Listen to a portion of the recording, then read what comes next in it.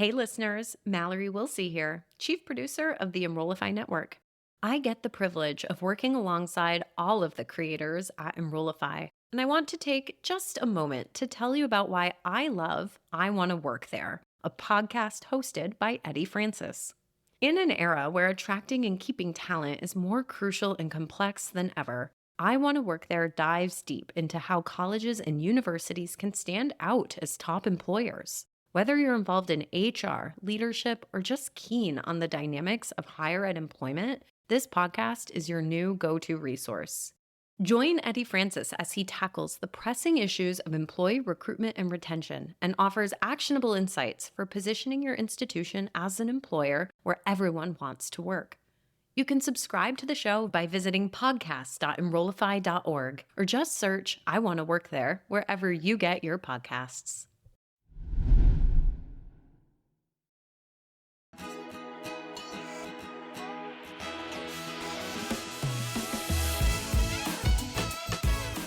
Welcome to In Your Element, the podcast that unlocks practical wisdom in higher education, where leadership meets real talk.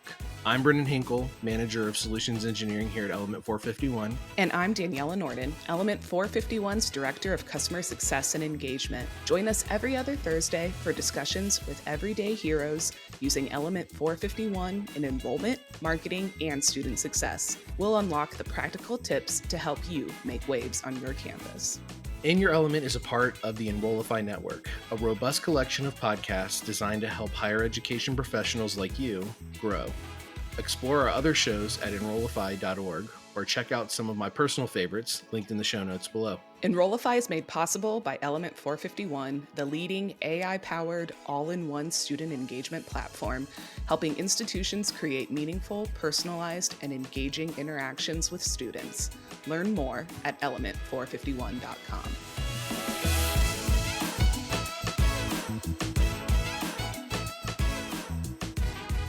Welcome, everyone, to In Your Element, the podcast that's quickly becoming your favorite podcast. I am thrilled to have our guest on today, Kelly Schimpf. Kelly, say it for us. We're just going to have you say it. Kelly Schimpf. Thank you. Dean of Enrollment Management and Student Services at Salem Community College. Thank you, Kelly, and apologies in advance for butchering your last name. That's quite okay. Thank you for having me today. So I was talking to Brendan before we started recording, and I told him that I feel like today's topic is like so overdue. We have talked to partners about ways to optimize AI. We've talked about how they're collaborating across departments, but we haven't talked about partners and how to get started on Element 451. And Kelly, you have the secret sauce. Salem has the secret sauce when it comes to implementation, right?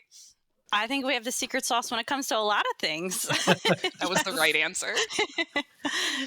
Yeah, I can just speak personally. I used to be on the CS team, moved over to the solutions team, and all I heard when Salem came on was Salem is just a group of rock stars with their implementation. Like, it permeated the company. So I was like, all right. I was like, I'm hearing good things. So it was really cool to hear how well you all took it in. And you won the Rising Star Award at Engage last year. So tell us about your approach to implementation. How did your team approach it? How has it been successful? Walk us through that process, and then maybe we'll talk about some tips and tricks that you have. Sure. Yeah. So when we started our CRM search, one of the main things I wanted to make sure I did while leading that search was getting input from across campus, because we were leaving a really admissions-focused CRM where the campus vibe around it was admissions tool, nobody else's. So I really wanted to get that early buy-in from campus partners to say, everybody's going to be working in this new CRM at some point. So I really need input from all the different areas, because I'm an expert in my area, not everybody else is. So making sure I had, I think maybe we had about 10 folks from campus on our CRM demos and listening to their feedback. And some of them were brand new to CRMs, which brings a certain value because they hadn't worked in CRMs before. So having that new end user input was really important. And then I had folks who had worked on CRMs at different schools and had valuable feedback on what they saw for their departments worked well and what didn't work well. So that was really the first step. Looking for a new CRM, we were looking for that full student life cycle. I've worked in admissions and enrollment for about 12 years, but I know it doesn't stop there, right? Once we get them here, we find the right students, we get them on our campus, we want to make sure they stay and that they're successful in whatever their goal is. And being a community college, an open enrollment institution, it was really important for me to find a CRM that fit. The CRMs are never labeled four-year university CRM, but you can kind of tell when the CRM is really geared towards that competitive admissions. And I've worked at a competitive admissions four-year institution and used CRMs that worked well, but I knew they didn't translate as well for the community college. It was always, we could make that work when really I wanted something that was designed to be really flexible for all different types of students and schools. So that was really important. And making sure communications is my jam. Efficiencies, making sure that it was easy for the end user to do the important work that they do. There's always a shortage of people in higher ed to do the work. So whenever we can leverage technology, that's really important. So that's kind of what I was looking for in a CRM and kind of where I got started. We did look at 3 or 4 different potential solutions, and Element stood out from our initial demo. We left that demo saying, oh, we could do this and we could do this. And we had so many ideas already before we even decided to purchase it. But just also knowing that, the people who worked at Element were awesome. I just felt like these are our people. These are people we want to work with. So I knew we were in good hands when we decided to go with Element. The other thing that was really important was we are a small team. We're a small community college. We don't have a lot of folks I don't have a dedicated CRM position. So knowing that we really needed that guided implementation approach, there was another system we considered, but it was really okay, you purchased the box, here's the box, and here's some videos and have fun implementing it. That was not going to work for us. We didn't have the team on the ground to get that to a place where we would have felt really good about purchasing that product. So that was kind of our approach in looking for a new CRM and how we ended up selecting Element. I actually kind of want to dig in just as one of the answers that you gave, and you said immediately you started thinking about all these things. We could do this, we could do that, we could do that. Number one, what of those things have you done? And of the things you haven't done, what are the things that are coming up that you're looking forward to? Yeah, no, that's a great question because, again, being a small team, and it was really me and my director of admissions who were driving this process, and I really wanted to own it. We needed IT support, of course, and institutional research and planning, but I wanted us to be the owners of the CRM because I've worked at institutions that that was not the case, and it made it difficult to really optimize how we used the CRM. Just having being at a bigger institution and having some of those silos were really challenging. And I wanted to make sure we optimized. We were making a big purchase, a big investment for our college. So I wanted to make sure we were able to optimize the purchase. I will say one of the exciting things, but also challenging things is there's so many great features to Element. We wanted to do them all out of the box. We're oh, let's go this way and this way and this way. We learned very quickly in our guided implementation. All right, we got to chunk it out. We got to focus on what's going to be the biggest impact for us as a college and then kind of chunk it out to what's reasonable because we have jobs. I would love to spend all week in the CRM. Sometimes I have to say, yell at me when I'm in there too long to get me back to doing some other stuff. Tether you back to reality, have someone pull you up, spot you. Yes. Yeah. And being a former director of admissions, I do try to, I tell my current director of admissions, let me know when I'm in your lane too much. It's just, my passion. I can't help it. So working in the CRM all day, all week, during those implementation weeks was not a reality. We were in our peak enrollment time. We had to get students here and enrolled and run events. So we started with the first thing we did, which seems very silly now in hindsight, but our previous CRM, we did not have an active RFI form, request for information form. Whoa. We were really only collecting applications and we didn't have that top of the funnel. So when I came here, I said, we got to have our top funnel piece so that we were cultivating relationships, we were meeting students, but we weren't having that follow through and tracking without having the RFI. So that was the first thing that immediately the implementations team said, this is a low lift. We can get this off the ground in a week if you really want to.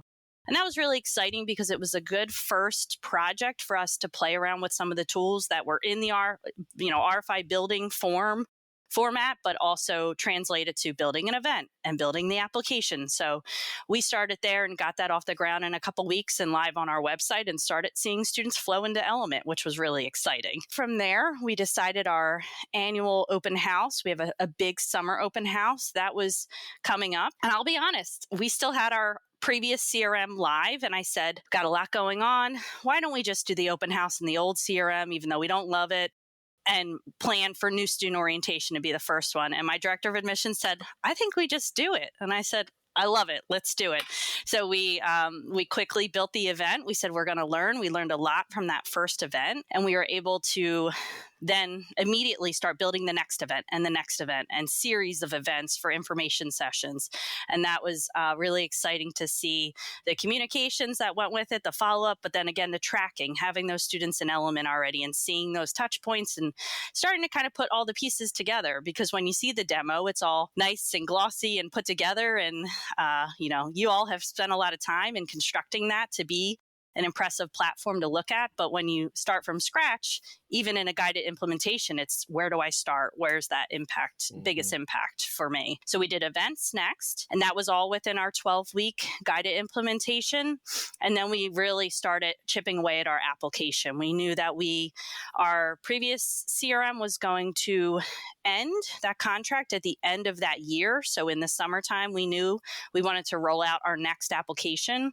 And that was a big lift. That was the biggest lift so far, because again, previous CRM, previous application didn't have as many features and bells and whistles, and it's easy to get lost in the bells and whistles sometimes. Yep. So we had to have some challenging decisions and conversations of, all right, are we going all in? Are we doing this? Are we making this process change right now? Are we sticking with our current process? And I think we kind of found a good balance of we want to do our work better, and we have the tool to do it. But we also didn't want to totally overhaul everything and cause our timeline to not work for what we needed to work. And also we needed to train the team and get everybody on board as well. So the application was a big lift, and it's one we are definitely already making notes of. We're going to change this field, or we're going to, now that we see how it works for us and our students, we can see where those tweaks are.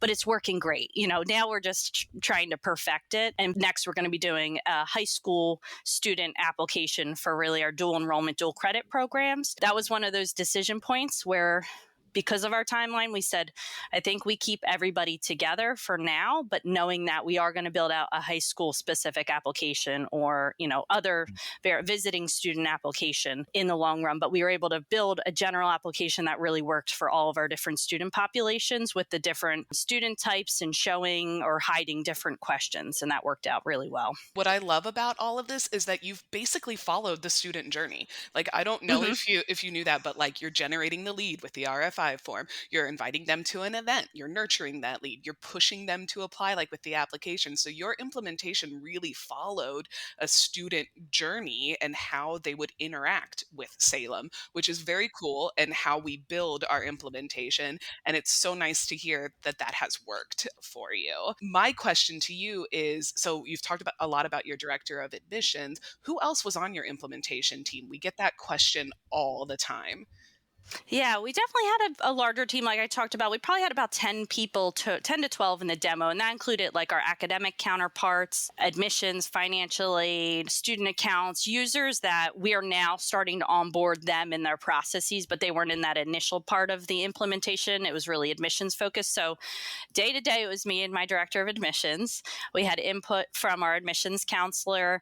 We had input from IT and input from institutional research and planning, especially when it came to, it was such a blessing to be able to build our own custom fields and put them in our SIS import file, but also making sure we are meeting IPED standards and having that input from our campus partners. But day to day was really just the two of us working through a lot of that with support from others, absolutely. But it worked out, I think, really well.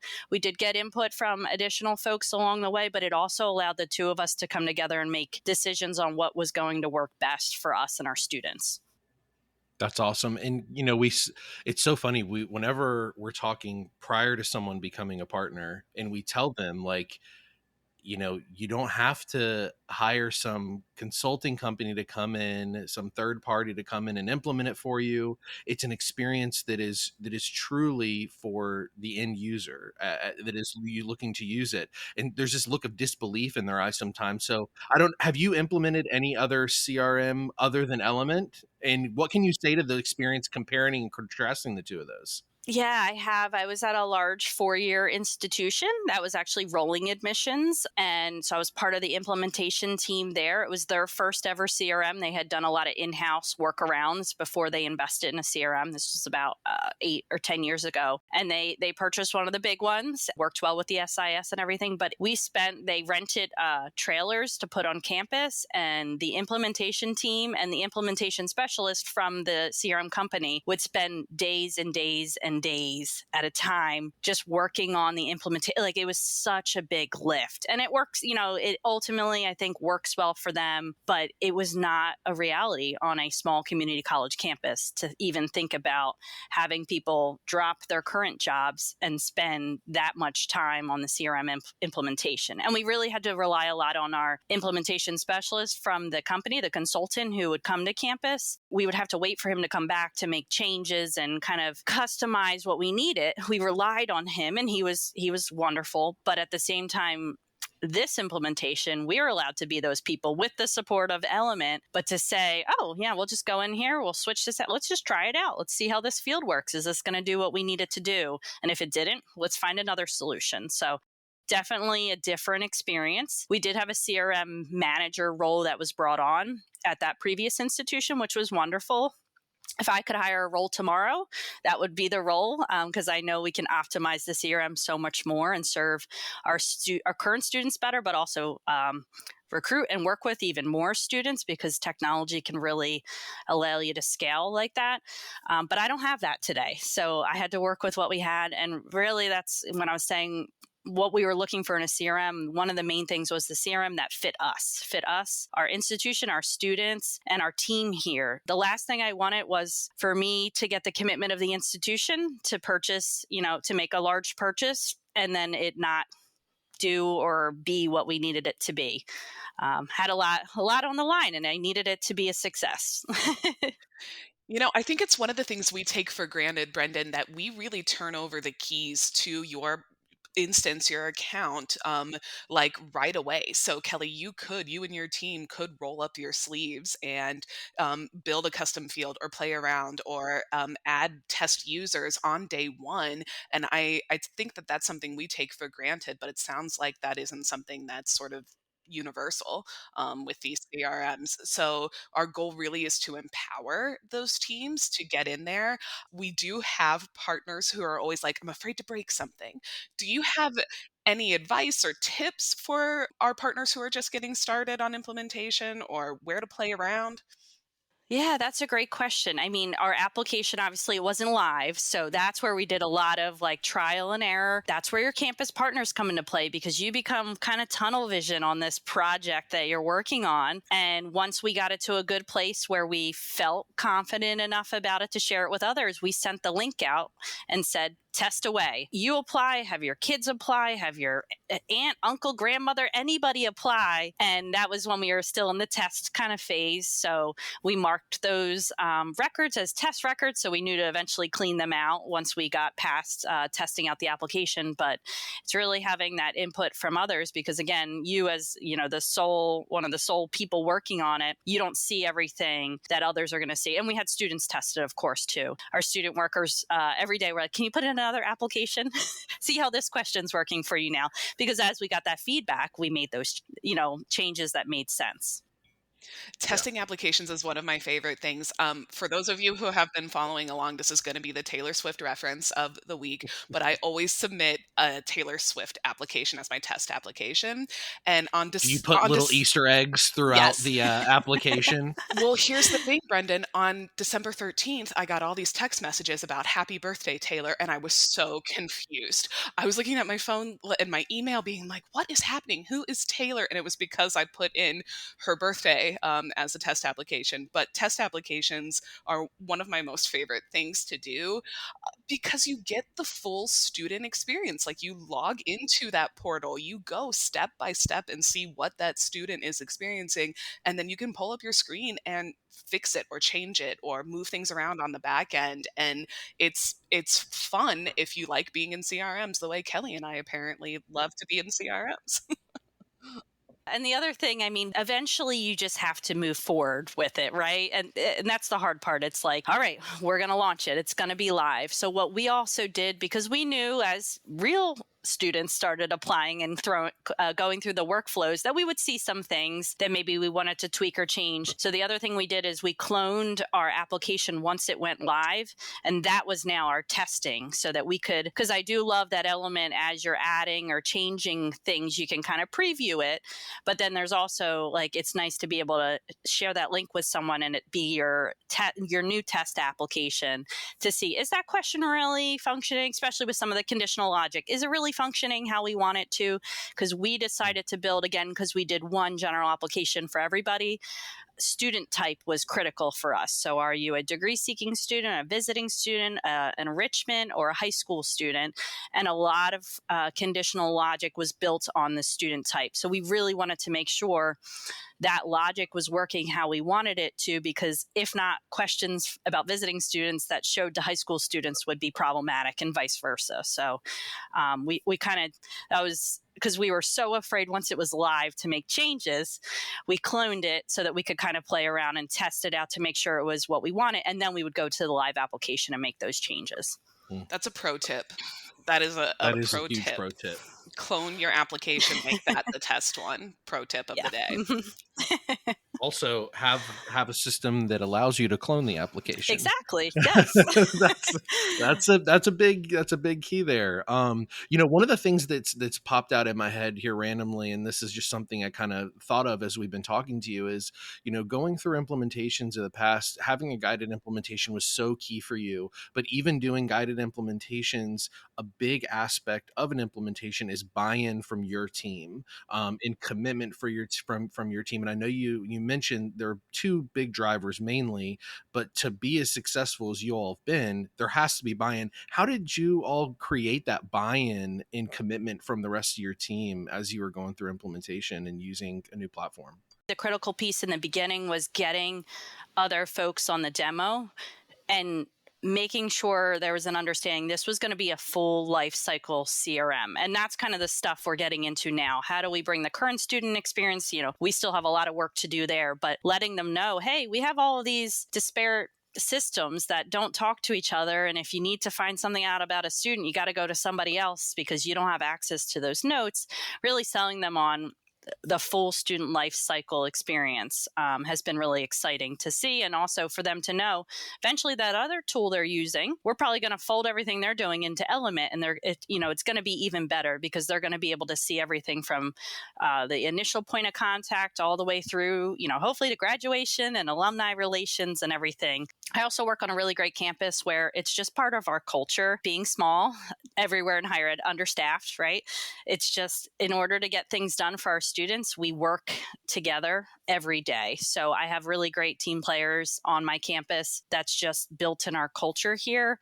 We always say community is our middle name. So we're constantly trying to serve our surrounding community in any way we can. And everybody really, I don't even want to say buys in because it's just who we are as an institution. Just kind of keeping people informed along the process as well, because I'll be honest, I thought we'd be much further than we are today. I'm really happy with where we are. But again, you have to kind of pick and choose as you go through the process. What is the priority and what's feasible to get done in the time that we have? So keeping people informed throughout who are not yet using it, because I don't want them to feel like, oh, we bought that, a year ago. It's about a year. We started last March, so a year ago.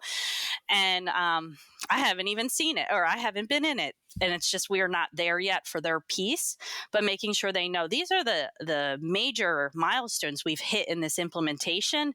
And here's what we're seeing. Here's the number of applications. Here's the number of student interactions, like being able to share some of that out to keep them engaged so that when we get to them, they are still really excited about exploring using Element as a system for solutions in their area. I love that. We've talked a little bit about the past and a little bit about the future. I know when we talked to Kelly, you mentioned BoltBot.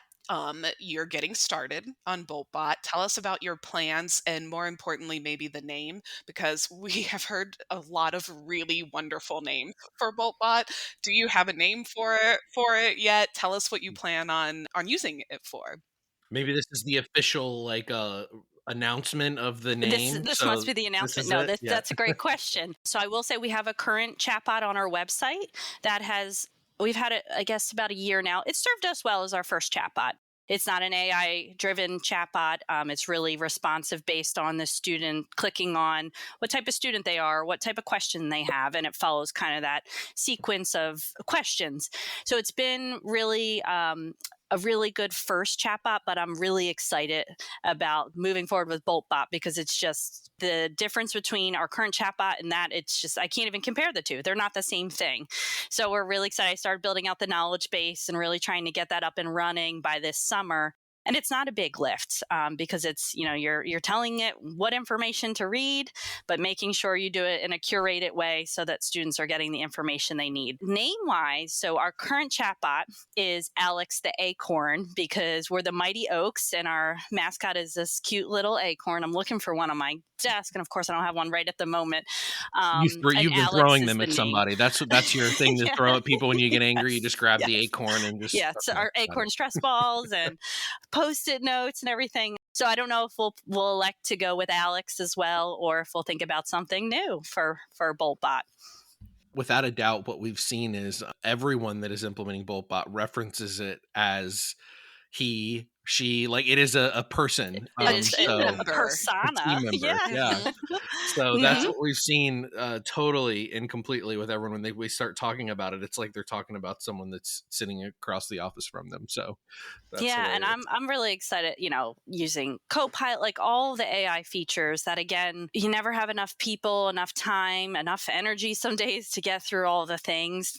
So having just AI featured products to help our staff like make it easier or prioritize who needs to be prioritized, because I always say 80% of the questions we get on the phone or in our chatbot, the information's out there. It's about getting the students to the right information, and most of them can serve themselves to some extent, and really being able to focus on that 20% that need the interaction. And we want to still make sure, like, our biggest thing with getting any form of technology is making sure it's still personalized, because that's who we are. Mm. Again, that's our mission. We know our students. We have 1,100 students. We often know not only them by name, we know their family members because they're from our community. So it's just, we don't want to get away from that, but we want to be able to serve our students and allow them to get served how they prefer. Because some of them would prefer to just go to the website and get the information in the middle of the night. And we want them to be able to do that. But then we want our doors open if they need to come in and see us or want to call or video with us. So just finding the tools to really make it so that we can serve students how they want to be served. This is so important because actually, Artis, our CEO, talks about this as being an international student and being nervous to talk to a person, right? And BoltBot has multilingual capabilities, so it can answer parent questions, even whose maybe English is not the first language. It's available 24/7, and its job is really to respond conversationally and to provide that answer. And you're so right, Kelly. It's so important to meet students where they are for all of those reasons, because at the end of the day it makes Salem accessible, and that's really your goal, right? Yeah, I'll never forget, especially during the pandemic when we were doing everything virtually. I was hosting a Saturday morning information session, 10 a.m. my time, and I was expecting mostly local students. We do get students throughout the country for some of our niche and our athletic programs, and we have a cohort of international students. But I had an international student join, and he stayed on afterwards to talk to me, and he was saying that it was either 3 or 4 a.m. his time, but he specifically, like, this felt like the only way he could get in touch with us was to get up in the middle of the night and join our information session. And I just think about having tools like BoltBot, where he probably would have been able to self-serve and get the information he needed and then send an email if he had a follow-up question. But he literally got up in the middle of the night so that he could join our information session. And that really stuck with me.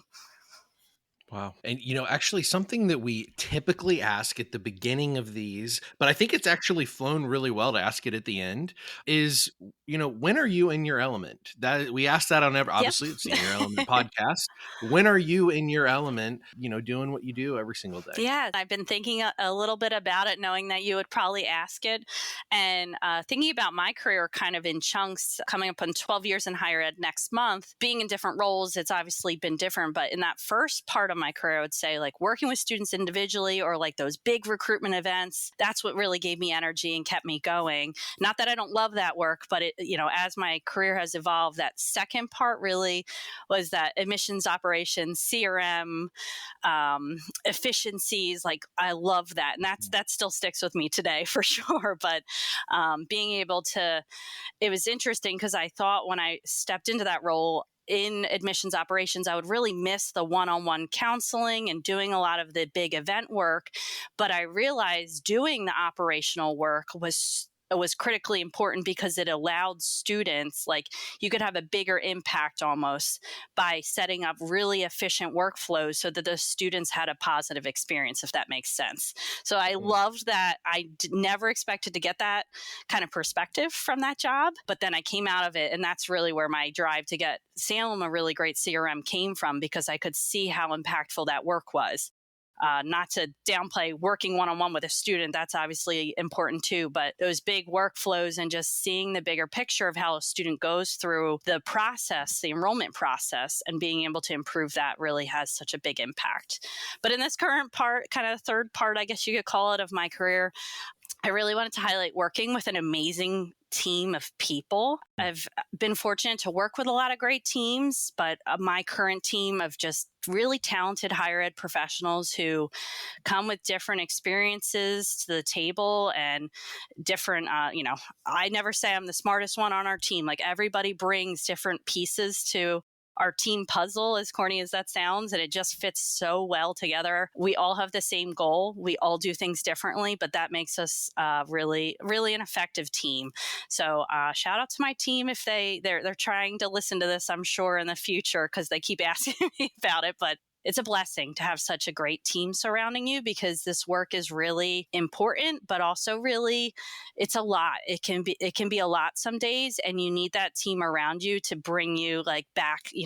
I come racing back the next day, ready to go, even after a day where I'm like, oh, I just need a break. We love what we do. We're really passionate about it. We're passionate about helping our students. And finding my way, I started, I'll keep it short, but I started at Salem in higher ed, left to go on to four-year institutions and worked at large 4 years for a little while, and then found my way back. And I know like this is my home, working with this type of student, this type of institution. I really love our mission and how we're here to serve whoever wants to be served by us. So having like-minded individuals on my team is really empowers me every day to keep going and doing the work that we're doing. This has been amazing. Actually, Brendan, wrapping it up with that In Your Element was a lovely, lovely flow. So Nice little bow on top. thank you so much for joining us, Kelly. Will we see you at Engage this year? I will not be there, but my director of admissions, Amy, will be there. So she's very excited for the summit, and she said she's just going to be a sponge and soak it all up. So it's going to really, I think, going to help us get to that next level in our implementation, our year 2 phase, if you will.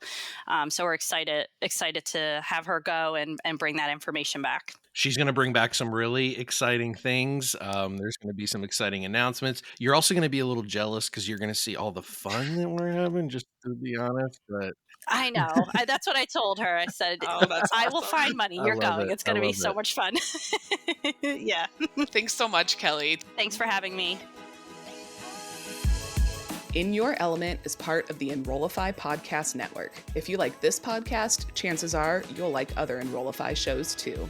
Our podcast network is growing by the month, and we've got a plethora of marketing, enrollment, and higher ed technology shows that are jam-packed with stories, ideas, and frameworks, all designed to empower you to be a better higher ed professional.